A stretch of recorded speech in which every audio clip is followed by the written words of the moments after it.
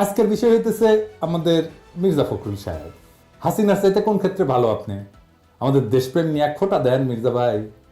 হ্যাঁ, আমার ধারণা ওই কাউয়া কাদের কাউয়া কাউয়া ও কাউয়া সাউন্ড দেন, মনে হয়েছে কাউয়ার সাউন্ড দেন। হ্যাঁ, আরো জোরে দেন।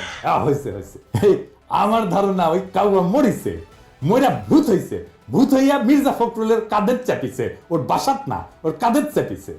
মির্জা ফখরুল আর এক কাউয়া হচ্ছে। উনি তো কামান্দা দিচ্ছেন।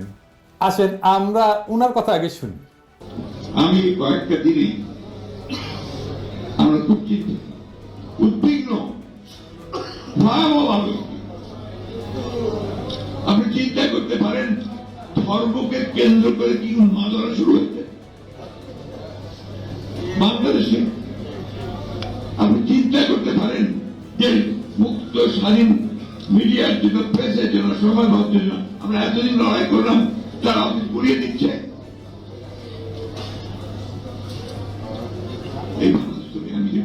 আমিও যেতে চাই না।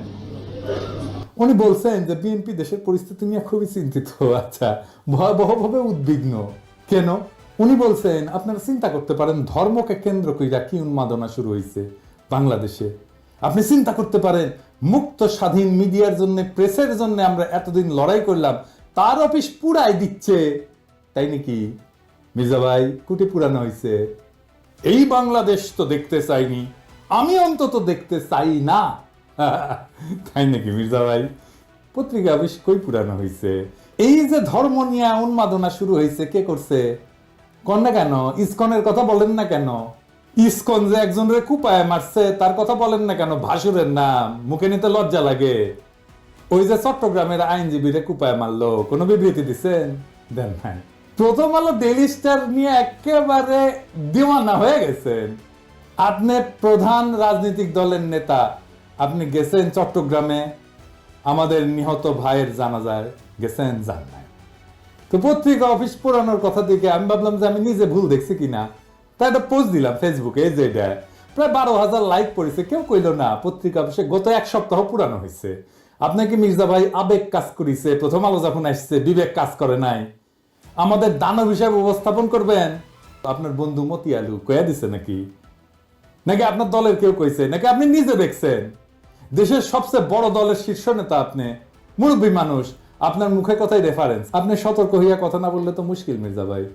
উনি এখানে থামেন নাই, আরো বলছেন দুর্ভাগ্য আমাদের কিছু সংখ্যক মানুষ, তারা নিজেদের অত্যন্ত জনপ্রিয়, সবচেয়ে দেশপ্রেমিক বলে মনে করেন। খোটাটা মনে রেখেন কি দিয়ে খোটা মারতেছে।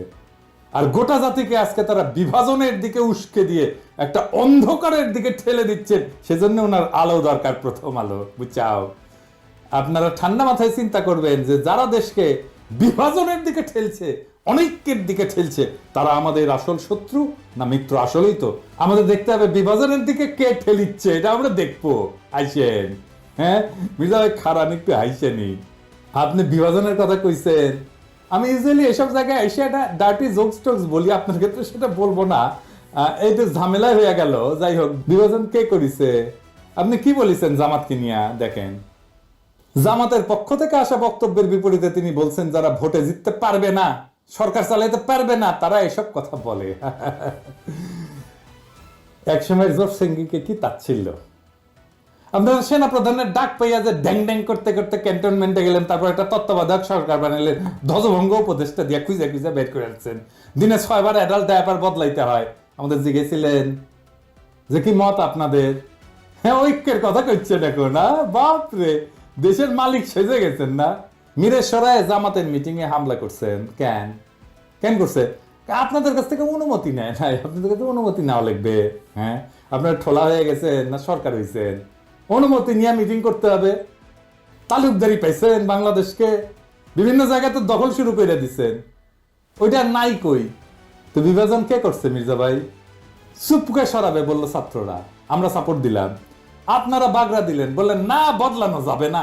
আমরা বললাম নতুন সংবিধান লাগবে। আপনারা বাগড়া দিলেন, বললেন না পুরানাই সহি, এই সরকারের ম্যান্ডেট নাই, বদলাইতে পারবে না। সারা দেশে একটা জাতীয় ঐক্যমত তৈরি হয়েছে ইসকন নিষিদ্ধের বিষয়ে। আপনি যাই বলে আসলেন প্রফেসর ইউনূসকে, আপনারা চান না ইসকন নিষিদ্ধ হোক। আপনি বলতেছেন বিভাজন, অনৈক্য। আপনি শুরু করেন আগে অনৈক্য। আপনি ইন্ডিয়ারে খুশি করার জন্য, আপনি আওয়ামী লীগের নির্বাচনে আনতে চান, ইসকনকে নিষিদ্ধ করতে চান না, ইন্ডিয়াকে খুশি করার জন্য। আপনি কি ভাবছেন ইন্ডিয়া আপনাদের প্রচুর পেন দিবে? হ্যাঁ, জিয়া রহমানকে কে মারছে? ইন্ডিয়া। বিডিআর আর্মি অফিসারদের কে মারছে? ইন্ডিয়া। আপনাদের এত বছর ক্ষমতার বাইরে রাখছে কে? ইন্ডিয়া। আপনি কি জাতির সাথে মশকরা করতেছেন মির্জা ভাই? আমরা যেটাই বলি সেটাই না, বিভাজন তো আপনি করতেছেন। তার মানে হইতেছে ঐক্য মানে আপনার মত মাইনে নেওয়া, আপনার অনুগামী হওয়া, আপনার দাসত্ব করা, এটা আপনার কাছে ঐক্য। হাসিনা আমাদের বলতো উন্নয়ন বিরোধী, আর আপনারা ক্ষমতায় যাইতে না যাইতে নতুন টার্ম আবিষ্কার করেছেন ঐক্য বিরোধী। বাহ, খুব মসৎকার। ঐক্য মানে কি জি হুজুর করা আপনার সব কথায়? আমরা কি আপনার দলের কর্মী যে থাপ্পড় দিবেন সবার সামনে আর আমরা বলবো আহা আহা কর্তা আমাক থাপ্পড় মারিছে, দেখিস আমাক কত আদর করে, বাপের মতো শাসন করে? এটা কমো? আপনি কি আসলেই প্রকাশ্যে কাউরে থাপ্পড় মারতে পারেন? না, পারেন না। কোন এথিক্যাল মডার্ন স্ট্যান্ডার্ডে আপনি পারেন না। আপনারা গান্ধী বইলা ট্রল করতো পাবলিকে, জানেন কিনা জানি না। আপনি থাপ্পড় মেরা সে ট্রল করা বন্ধ করে দিলেন। আপনি দেশের ঐক্যের কথা বাদই দেন, আপনি দলের ভিতরে ঐক্য রাখতে পারছেন? আসেন দেখি। হাসিনা পলানোর পরে আপনার দলের অন্তর্কোন্দলে 19 জন নিহত হয়েছে, আহত হয়েছে 556 জন। আমি গুনছি। এডিটর সাহেব দেখান, একটার পর একটা নিউজ দেখান, দেখান এডিটর সাহেব কতজন নিহত হয়েছে, যোগ কইরা দেখান। মির্জা ভাই, আপনার নিজ দলের লোক তার সহযোদ্ধারে মারছে, প্রত্যেক 5 দিনে একজন মারা গেছে, প্রত্যেক দিন গড়ে 5 জনের বেশি আহত হয়েছে। আপনার নিজ দলের ঐক্য নাই, আপনি দেশের ঐক্য কেমনে কায়েম করবেন? আমাদের অনেকের জন্য দোষ দিতেছেন। আপনার ঐক্য নিয়ে কথা বলার কোনো বিন্দু মাত্র নৈতিক অধিকার আছে? আপনি চুপ্পুকে রাখবেন, হাসিনার সংবিধান রাখবেন, ইসকনকে রাখবেন, ডেইলি স্টার, প্রথম আলোর মতো ভারতের 1 নম্বর অ্যাসেট বাঁচাইবেন, তার পক্ষ হয়ে আমাদের উপরে ঝাঁপায় পড়বেন, তারপর আবার বলবেন ঐক্য চাই না। তার মানে আমাদের কোনো রাজনীতি থাকবে না, আমাদের আপনার রাজনীতি করতে হবে। শেখ মুজিব যেমন পাহাড়ে যায় বলছিল তোরা সবাই বাঙালি হয়ে যায়, আমাদের কি সবাই বিএনপি বানাবেন আপনি? আমরা তো বিএনপি করবো না। রাশিয়ার যখন পলিটিক্স করতাম, ছাত্র রাজনীতি করতাম, তখন ছাত্র দলের এক নেতা হয়েছিল যে আমরা বিএনপি করি, গল্লিক খাই, গল্লিক। হ্যাঁ, তা আমরা তো গল্লিক খাবো না। আর গল্লিক না খাইলে আপনি কইবেন ঐক্য নষ্ট করতেছি। হাসিনার চাইতে কোন ক্ষেত্রে ভালো আপনি? আমাদের দেশপ্রেম নিয়ে এক ফোঁটা দেন মির্জা ভাই।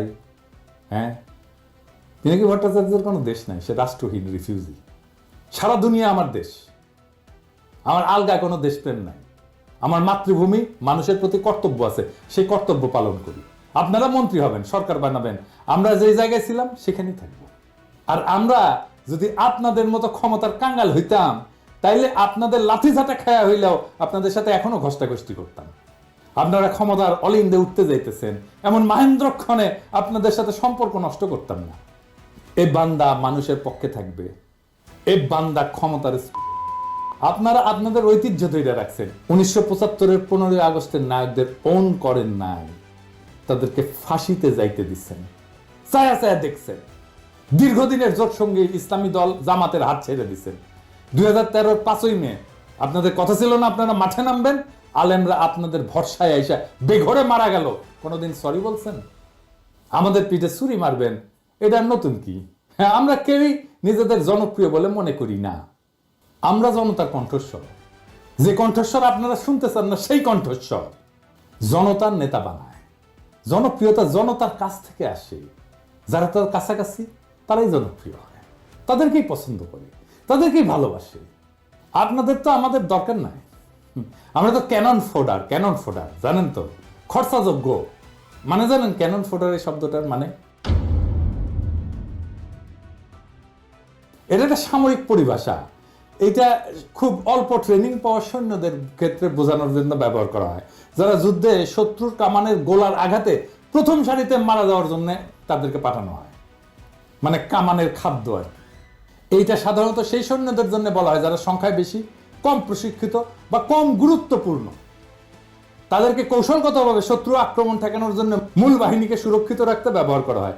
মূল বাহিনীর সামনে ক্যানন ফোডাররা থাকে, এবং আধুনিক সময়ে ক্যানন ফোডার শব্দটা রূপক অর্থে ব্যবহার করা হয়, যেখানে এমন লোকদেরকে বোঝায় যাদের সহজে খরচাযোগ্য মনে করা হয়। কোনো উচ্চতর লক্ষ্য অর্জনের জন্য তাদেরকে ব্যবহার করা হয়। তাদের জীবন বা মূল্যকে যথেষ্ট গুরুত্ব দেওয়া হয় না।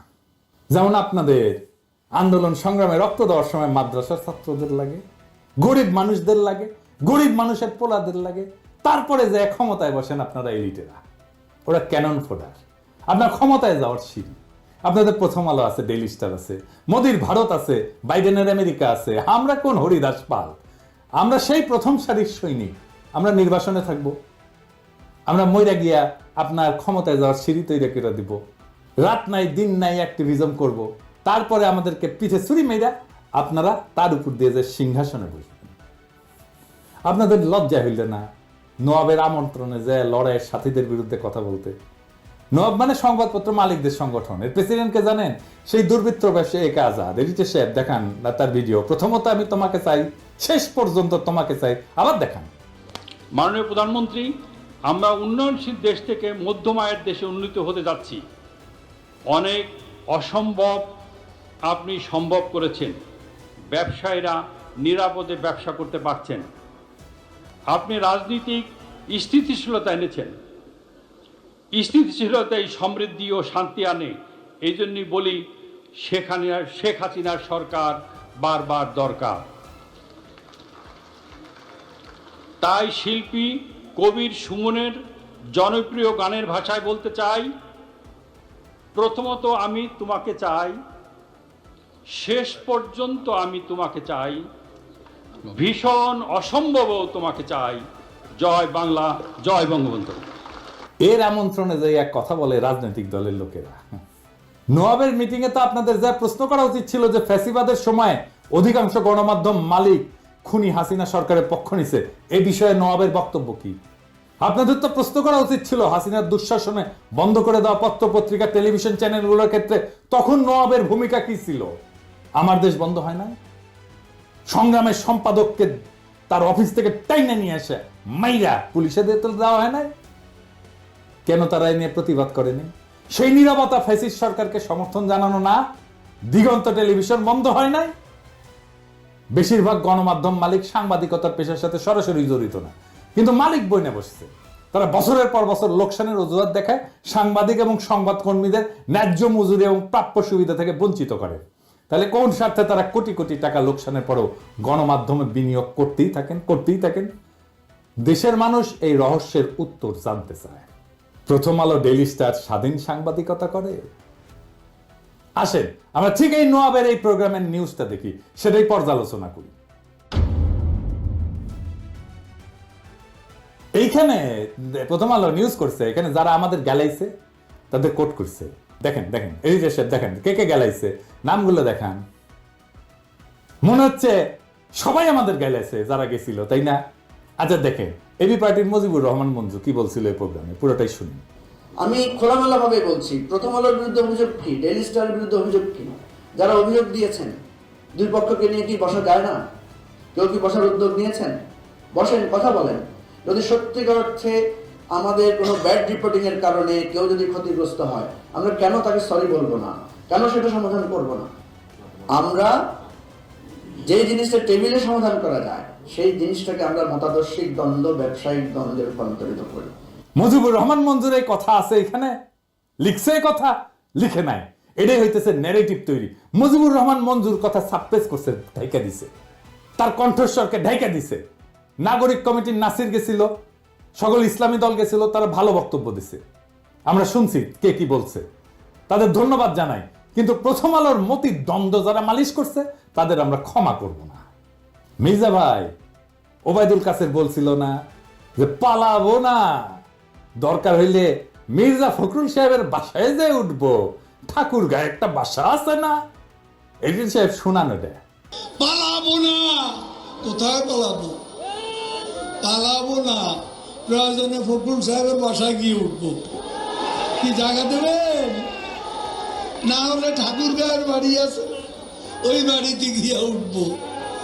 আমার ধারণা ওই কাউয়া কাদের কাউয়া সাউন্ড দেন, মনে হয়েছে কাউয়ার সাউন্ড দেন। আরো জোরে দেন। হয়েছে। আমার ধারণা ওই কাউয়া মরিয়া ভূত হইয়া মির্জা ফখরুলের কাদের চাপিছে, ওর বাসাত না, ওর কাদের চাপিছে। মির্জা ফখরুল আর এক কাউয়া হচ্ছে। ফাইনালি বিএনপি বলি, আপনারা তো ক্ষমতা নেবেন, তাই না? ক্ষমতা যাবেন সে আশাত আছেন। আমরা বিজনেসে আগে অ্যানালাইসিস করি। হ্যাঁ, ভুকা বলে, ভুকা, BUCA মানে জানেন? জানেন না? আচ্ছা, ভুকা হইতেছে এটা মডেল আর কি। হ্যাঁ, সেটা হইতেছে যে কোনো প্রতিষ্ঠান বা যে কোনো কার্যক্রম পরিচালনার ক্ষেত্রটা অস্থিতিশীল এবং সবসময় জটিল পরিবেশের মধ্যে থাকে। ভুগা শব্দটা হচ্ছে একটা বিশেষ বৈশিষ্ট্যের প্রতিনিধিত্ব করে আর কি। ভিতে হচ্ছে ভোলাটিলিটি, অস্থিতিশীলতা। ইউতে হইতেছে আনসার্টেনিটি মানে অনিশ্চয়তা, ভবিষ্যতের ঘটনা বা ফলাফল সম্পর্কে অস্পষ্টতা। সিতে হচ্ছে কমপ্লেক্সিটি মানে জটিলতা, আমরা তো জানি। আর এতে হচ্ছে অ্যাম্বিগুইটি। এটা অ্যাম্বিগুইটির বাংলাটা হইতেছে এটা এমন একটা পরিস্থিতি যেখানে যে তথ্য আমরা পাইছি এটা অসম্পূর্ণ এবং বিভ্রান্তিকর, ফলে সঠিক সিদ্ধান্ত নেওয়া কঠিন হয়। তো যে কোনো বিজনেসে ভুকা অ্যানালাইসিসটা করতে হয়, তাছাড়া পরিবর্তনশীল পরিবেশে টিকে থাকা যায় না, দ্রুত এবং কার্যকর সিদ্ধান্ত গ্রহণ করা যায় না। এটা ছাড়া নেতৃত্বের যে দক্ষতা এটা উন্নত করা যায় না। এই ভুকা অ্যানালাইসিসটা ঝুঁকি পরিচালনা এবং সুযোগ সৃষ্টিতে সাহায্য করে। রাজনৈতিক পরিস্থিতি অস্থিতিশীল, আনসার্টেন, কমপ্লেক্স আর অ্যাম্বিগুয়াস। দুনিয়ার কখন কোথায় কি ঘটে যাবে আর আপনার ক্ষমতায় যাওয়ার স্বপ্ন দূরে সরে যাবে। হ্যাঁ, কখন কোন উপদেষ্টার মনে হবে যে এইবার ইসকনের নেতারে গ্রেপ্তার করি, তারপরে এটা মারপিট হবে, তারপরে খুনাখুনি হবে, কেস অন্যরকম হয়ে যাবে। আমি অনেক আগে থেকে বলতেছি প্রফেসর ইউনূসের সরকার ফেল করার রাস্তায় হাঁটতেছে, বলি না? আপনাদের স্বপ্ন কিন্তু স্বপ্নদোষ হয়ে যেতে পারে, খুব খেয়াল। তবে আপনারা প্রথম আলো নিয়ে যা করছেন, প্রথম আলোর পাশে দাঁড়াইছেন এবং আমাদের পিঠে ছুরি মারছেন, সেই জন্য আপনাদের সাথে কোনো রাজনৈতিক সম্পর্ক আর সম্ভব না। আমি প্রথম আলো ডেইলি স্টারের সাথে যারা লতকালতকি করে তাদেরকে এলাই বা সহযোদ্ধা মনে করি না, তাই গুড লাক। আমার দর্শকদের বলি, ভয় পাবেন না, দেশের সামনে সংকট আছে, কিন্তু আমরা একসাথে পাহাড়ের মতো অটল দাঁড়ায় থাকবো মাতৃভূমির রক্ষায়। ফ্যাসিবাদ কোন রাজনৈতিক দল তাড়ায় না, ছাত্র জনতা তাড়াইছে। রাজনৈতিক দল ঈদের পরের আন্দোলন দিয়া আমাদের একের পর এক বছর কাইরা নিছে। এই ছাত্র জনতা দেশকে রক্ষা করবে। রাজনৈতিক দলের কাছে দেশের নিজের ভাগ্যকে আমরা বন্ধক দেব না। নির্ভয়ে থাকেন, জিন্দা থাকতে দেশের কোনো ক্ষতি হইতে দেব না। জিন্দা থাকতে বাংলাদেশে আওয়ামী লীগকে পুনর্বাসিত হইতে দেব না। জিন্দা থাকতে বাংলাদেশে আবারও ভারতীয় আধিপত্য চালাইতে দেব না। জিন্দা থাকতে বিপ্লবকে ব্যর্থ হইতে দেব না। জিন্দা না থাকলে কোটি কোটি পিনাকি, কোটি কোটি ইলিয়াসেরা জন্ম নেবে, কোটি কোটি আপনাদের মতো বীরেরা জন্ম নেবে। এই দেশে শুধু ভীরুরাই জন্মায় না, বীরেরাও জন্মায়। ভয় পাইবেন না, আখেরে আমরা বিজয়ী হব। ইনকিলাব জিন্দাবাদ।